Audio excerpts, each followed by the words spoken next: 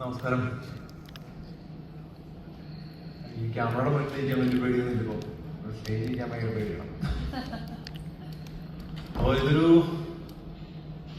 നമ്മുടെ സാറ് പറഞ്ഞല്ലോ ഇങ്ങനെ എനിക്ക് പെട്ടെന്ന് വന്നൊരു കുറവാണ് ഇത്. അതിനെപ്പറ്റി കുറച്ച് കാര്യങ്ങൾ ഞാൻ പറയാം.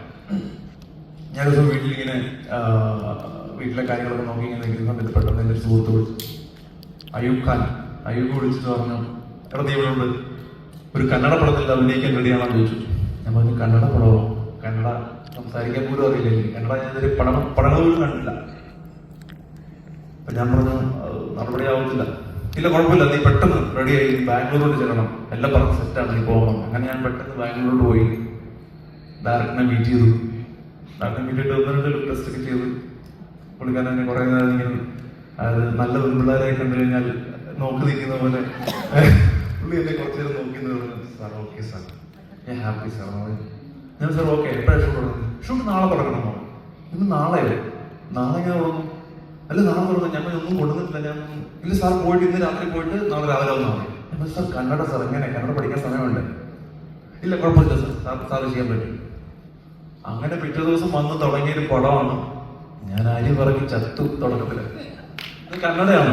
പിന്നെ എന്റെ ഏറ്റവും വലിയ അനുഗ്രഹം എന്ന് പറഞ്ഞാൽ കന്നഡ ഷൂട്ട് ചെയ്യും, അതിന്റെ കൂടെ തന്നെ മലയാളം ഷൂട്ട് ചെയ്യും. അപ്പം മലയാളവും അരി പറക്കാറുണ്ട്. ഈ പറഞ്ഞാല് നമുക്കൊരു ഐഡിയ കിട്ടി. കന്നഡ ഒട്ടും അറിയില്ല, അപ്പം ഇത് തന്നെയാണ് മലയാളം. അങ്ങനെ ഇങ്ങനെ ഒരു 3 ദിവസം ചില പാടുപെട്ടു. പിന്നെ അദ്ദേഹത്തിന്റെ പിന്തുണയോടുകൂടി നല്ല രസമായിട്ട് നമ്മൾ ഷൂട്ട് ചെയ്തു. പടം എത്രത്തോളം നല്ലതാണെന്ന് എനിക്കറിയില്ല, പക്ഷെ ഞാൻ കണ്ടു. ഞാൻ മലയാളം വേർഷൻ കണ്ടില്ല, ഞാൻ കന്നഡ കണ്ടു. കന്നഡ നല്ല രസമുണ്ട്, നല്ല പടമാണ്. എല്ലാവരും സപ്പോർട്ട് ചെയ്യണം. ഇത്രയും പേര് വന്നത് ഭയങ്കര സന്തോഷം. ആനന്ദ് ഇപ്പൊ എന്നെ കരയിപ്പിച്ചേനെ. ഞാൻ ഓൾമോസ്റ്റ് തകർന്നു നിൽക്കുന്ന പോലെ. ആനന്ദാണ് എന്നെ ഇവിടെ പിടിച്ചു നിർത്തത്. അപ്പോ എല്ലാവരും സപ്പോർട്ട് ചെയ്യണം. എന്തായാലും മനസ്സിൽ നിന്ന് ഉള്ളിൽ നിന്ന് പറയുന്നതൊക്കെ പറയത്തില്ലേ, അതുപോലെ ഉള്ളിൽ നിന്ന് പറയാണ്. ഫസ്റ്റ് പടം നായകനല്ല കേട്ടോ, ഞാൻ ആക്ച്വലി ആന്റി ഹീറോ ആണ്. അതായത് പ്രതിനായകനല്ലേ, പ്രതിനായകനാണ്. ഇങ്ങനെ കുറെ പടങ്ങൾ ചെയ്യുമ്പോൾ ഇങ്ങനെ പല ആൾക്കാരും ഇങ്ങനെ മെസ്സേജ് വരാറുണ്ട്, ചേട്ടാ വന്ന് പെട്ടെന്ന് തന്നെ പോയല്ലോ എന്നൊക്കെ. ഇത് ആദ്യം മുതൽ അവസാനം വരെ ഞാൻ